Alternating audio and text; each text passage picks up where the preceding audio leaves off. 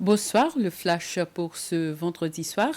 Le président Wavel Ramkalawan, accompagné par la ministre de la Santé, Peggy Vidot, a visité l'hôpital des Seychelles hier. Le président a visité tous les services et inspecté toutes les installations, dont le service de radiologie MRI qui vient d'être inauguré. Le président et sa délégation ont profité de l'occasion pour s'entretenir avec les membres du personnel.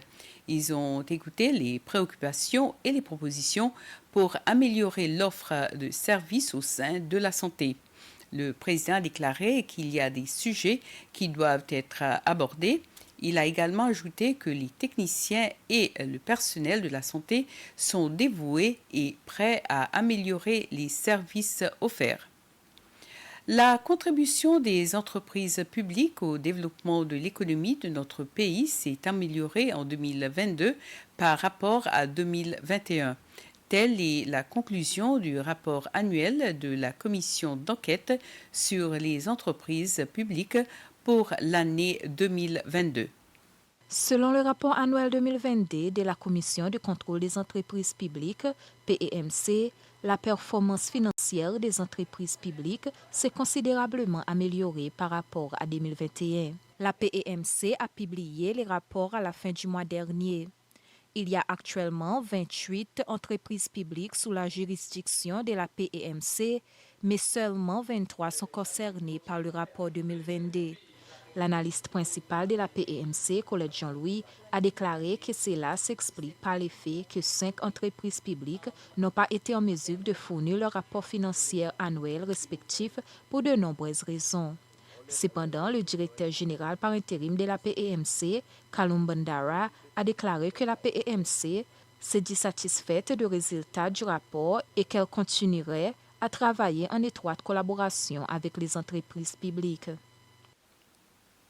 À la fin de la 4e semaine d'audience que la Cour entend l'affaire du meurtre contre Carlos Cafrine, il y a eu le médecin qui a fait l'autopsie du décédé dans l'affaire qui se poursuit.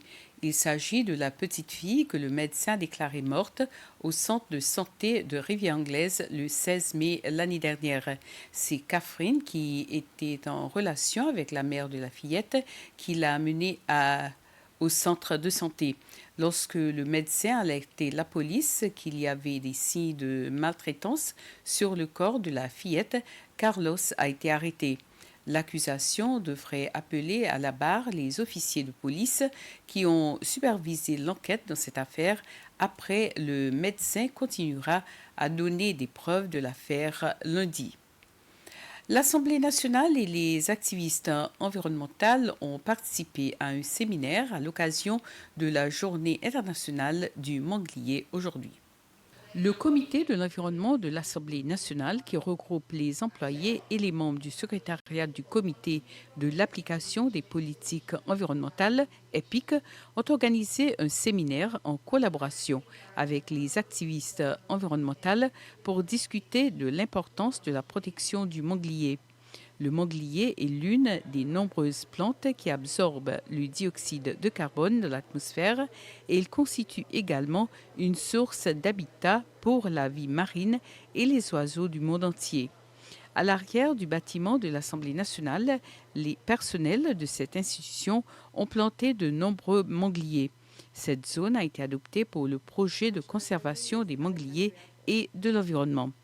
Le président de l'Assemblée nationale, Roger Mancienne, a déclaré qu'en tant qu'institution qui place la préservation de l'environnement au premier, l'Assemblée nationale apportera son soutien à la protection et à la préservation des mangliers, des zones marécages et de l'environnement en général. C'était le flash des informations. Merci de l'avoir suivi. Bonne soirée.